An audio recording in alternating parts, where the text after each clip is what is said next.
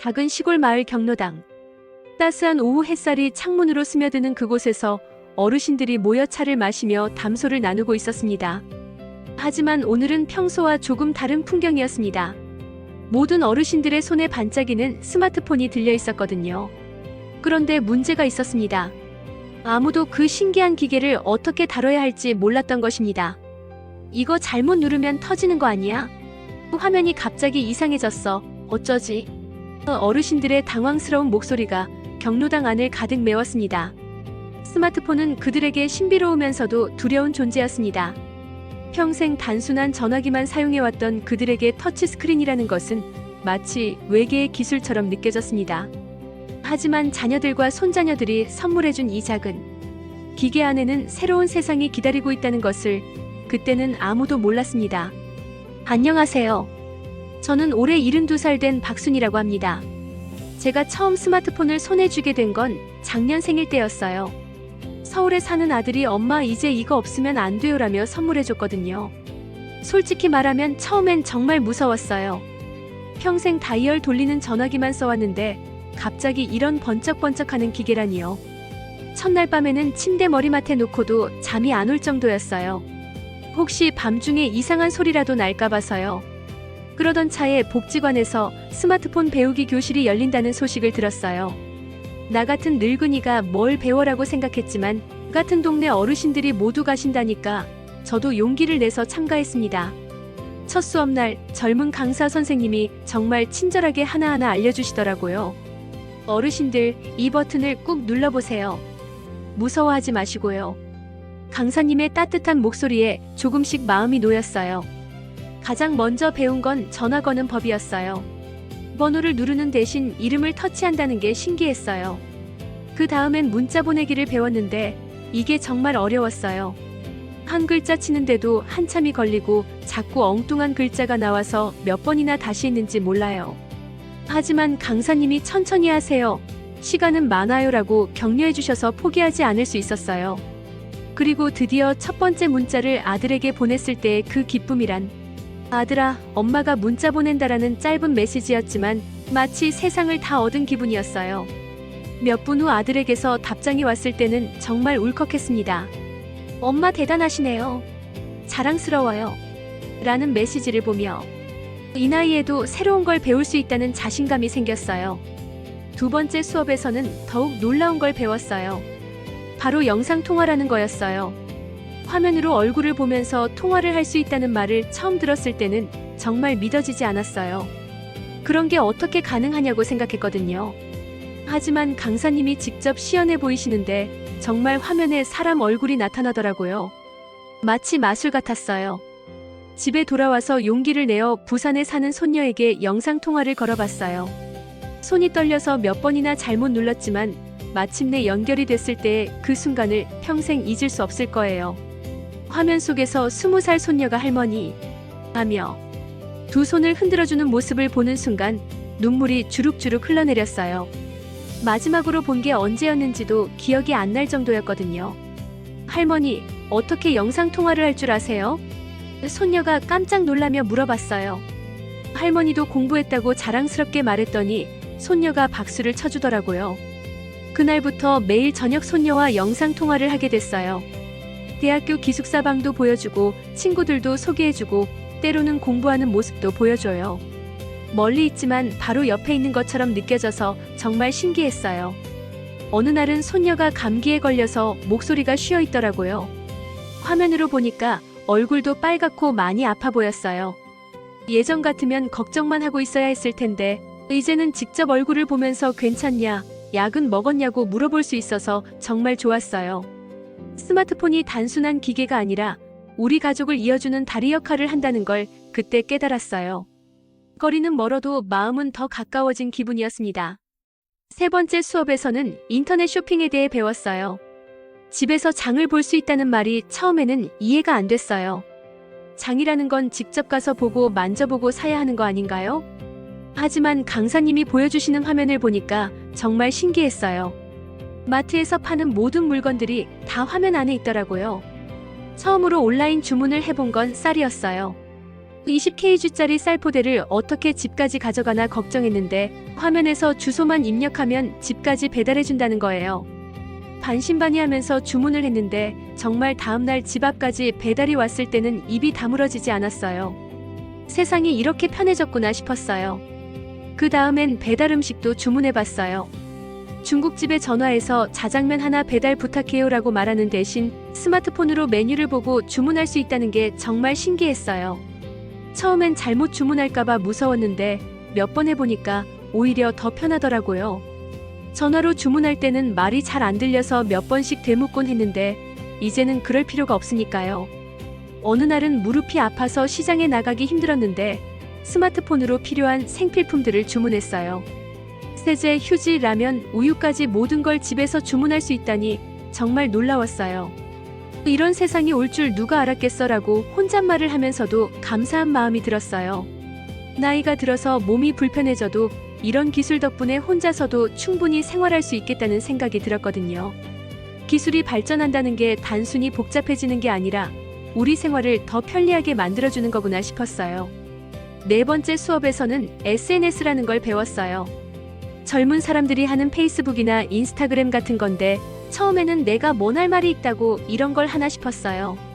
하지만 강사님이 어르신들도 충분히 재미있게 하실 수 있어요라고 격려해 주셔서 용기를 냈어요. 처음으로 올린 게시글은 우리 집 앞마당에 핀 코스모스 사진이었어요. 스마트폰으로 사진을 찍는 것도 처음엔 어려웠는데 몇 번 연습하니까 생각보다 쉽더라고요. 그리고 그 사진에 우리 집 앞마당에 예쁜 꽃이 폈어요라고 글을 적어서 올렸어요. 그런데 몇 시간 후에 보니까 좋아요라는 게 여러 개 눌러져 있고 댓글도 달려 있더라고요. 와, 정말 예쁘네요. 저희 집에도 이런 꽃 심어야겠어요. 이런 댓글들을 보니까 정말 신기했어요. 내가 찍은 사진을 모르는 사람들이 보고 좋아해준다니요. 마치 내가 유명한 사람이 된 기분이었어요. 내가 인기인이네라고 혼잣말을 하면서도 기분이 정말 좋았어요. 그 후로는 매일매일 올릴 거리를 찾게 됐어요. 오늘은 손수 만든 김치 사진, 내일은 동네 산책길 사진, 또 다른 날에는 손녀가 보내준 편지 사진도 올렸어요. 사람들이 좋아요를 누르고 댓글을 달아줄 때마다 정말 뿌듯했어요. 혼자 사는 게 외롭지 않게 느껴졌거든요. 더 놀라운 건 다른 어르신들과도 친구가 된 거예요. 전국 각지에 있는 비슷한 나이분들과 온라인에서 만나게 됐어요. 서로 일상을 공유하고 요리법도 나누고 때로는 고민 상담도 해드리고요. 예전에는 동네 사람들하고만 이야기했는데 이제는 전국 어디에 있는 분들과도 친구가 될 수 있다는 게 정말 신기했어요. 세상이 정말 넓다는 걸 이 나이에 깨닫게 됐어요. 하지만 스마트폰을 배우는 과정이 항상 순탄했던 건 아니에요. 어느 날 갑자기 비밀번호를 잊어버린 일이 있었어요. 분명히 제 생일로 설정해놨는데 아무리 눌러도 안 열리는 거예요. 당황해서 이것저것 눌러봤더니 비밀번호를 여러 번 틀렸습니다라는 메시지가 나오면서 아예 사용할 수 없게 됐어요. 그때 정말 절망적이었어요. 역시 내 나이에 이런 거라면 안 되는구나 싶었거든요. 하지만 복지관 강사님께 전화를 드렸더니 친절하게 해결 방법을 알려주셨어요. 비밀번호를 재설정하는 방법이 있다는 거였어요. 비록 처음에 저장해둔 사진들은 다 사라졌지만 다시 사용할 수 있게 됐을 때는 정말 기뻤어요. 또 다른 날에는 이상한 메시지가 계속 왔어요. 축하합니다. 1억 원에 당첨되셨습니다. 라는 메시지였는데 처음엔 정말인 줄 알고 깜짝 놀랐어요. 하지만 같은 스마트폰 교실에 다니는 김할머니가 그런 건 가짜야. 절대 믿으면 안 되라고 알려주셨어요. 요즘 스마트폰으로 사기치는 사람들이 많다면서 조심하라고 하시더라고요. 그런 일들을 겪으면서 스마트폰을 사용할 때는 조심해야 한다는 걸 배웠어요. 하지만 다행히 우리 스마트폰 교실 어르신들끼리 서로 도와가면서 문제를 해결할 수 있었어요. 모르는 게 있으면 바로 단체 채팅방에 물어보고 경험 있는 분들이 친절하게 알려주시고요. 혼자였다면 포기했을지도 모르는데 함께 배우는 친구들이 있어서 끝까지 할 수 있었어요. 배우는 과정 자체가 재미가 됐어요. 실수하고 당황하는 것도 이제는 웃으면서 넘길 수 있게 됐어요. 이제는 제가 다른 어르신들을 도와드릴 수 있게 됐어요. 새로 스마트폰을 받으신 동네 할머니가 찾아오셔서 순이야 이거 어떻게 하는 거야? 라고 물어보실 때면 정말 뿌듯해요. 6개월 전만 해도 내 나이에 무슨 스마트폰이라고 말했던 제가 이제는 선생님이 된 거예요. 할머니, 걱정 마세요. 저도 처음엔 무서웠어요. 라고 말씀드리면서 차근차근 알려드려요. 전화 거는 법부터 시작해서 문자 보내기, 사진 찍기까지 제가 배운 모든 걸 나눠드리죠. 특히 글씨 크기를 키우는 방법을 알려드릴 때, 어머, 이제 안경 없이도 볼 수 있네. 라고 좋아하시는 모습을 보면 정말 기뻐요. 어떤 분은 순이 할머니가 이런 것도 다 알아. 라고 놀라시기도 해요. 그럴 때면 나이가 문제가 아니야. 배우려는 마음이 있으면 되라고 말씀드려요. 정말 그렇거든요. 처음에는 두렵고 어려웠지만 포기하지 않고 계속 연습하니까 이제는 자신있게 사용할 수 있게 됐어요. 요즘에는 복지관에서 시니어 스마트폰 도우미 역할도 하고 있어요. 새로 오신 어르신들께 기초부터 차근차근 알려드리는 거예요. 이 버튼 누르시면 돼요. 천천히 하세요. 급하지 않아요. 라고 말씀드리면서요. 예전에 강사님이 저에게 그렇게 해주셨던 것처럼요. 가장 보람을 느낄 때는 제가 가르쳐드린 분이 가족과 영상통화에 성공했을 때예요. 순이 할머니 덕분에 손자 얼굴을 봤어요. 라고 고마워하실 때면 마음이 정말 따뜻해져요. 나이가 들어도 새로운 걸 배울 수 있고 그것을 다른 사람에게 나누어 줄 수 있다는 게 이렇게 행복한 일인 줄 몰랐어요. 이제 스마트폰은 제 일상의 일부가 됐어요. 아침에 일어나면 가장 먼저 스마트폰을 확인해요. 손녀에게서 온 메시지는 없는지, 어제 올린 사진의 좋아요는 몇 개나 눌렸는지 보는 거죠. 예전에는 신문을 보면서 하루를 시작했는데 이제는 스마트폰으로 날씨도 확인하고 뉴스도 봐요. 요리할 때도 스마트폰이 큰 도움이 돼요. 오늘은 뭘 해먹지? 라고 고민될 때 인터넷에서 요리법을 찾아봐요. 유튜브라는 곳에서는 요리하는 영상도 볼 수 있어서 정말 신기해요. 젊은 요리사들이 차근차근 알려주는 걸 보면서 새로운 요리법도 많이 배웠어요.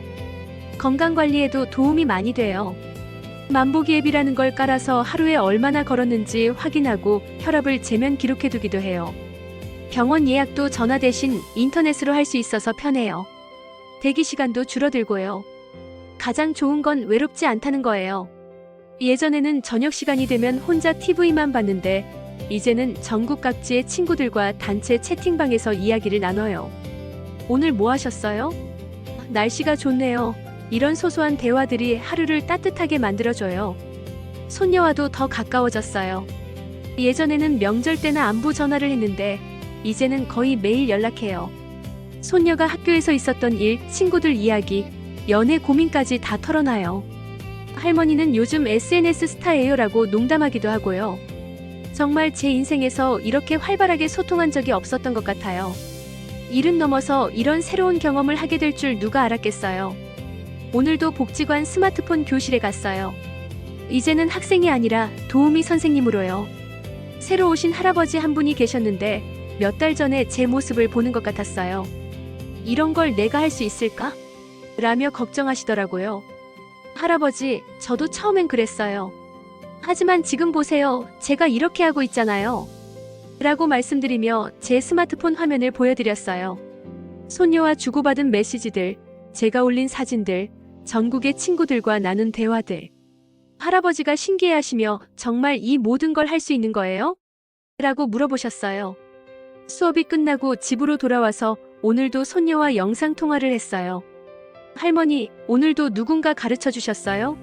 라고 묻더라고요. 그럼 할머니가 이제는 선생님이야 라고 자랑스럽게 말했더니 박수를 쳐주더라고요. 화면 너머로 손녀의 환한 웃음을 보며 이 모든 게 꿈만 같다는 생각이 들었어요. 저녁에는 온라인 모임도 있어요. 전국 각지의 시니어 친구들과 화상으로 만나서 오늘 하루 어떻게 지냈는지 이야기를 나눠요. 부산의 김할머니는 손자가 대학에 합격했다고 기뻐하시고 대구의 박할아버지는 새로 배운 요리 사진을 자랑하세요.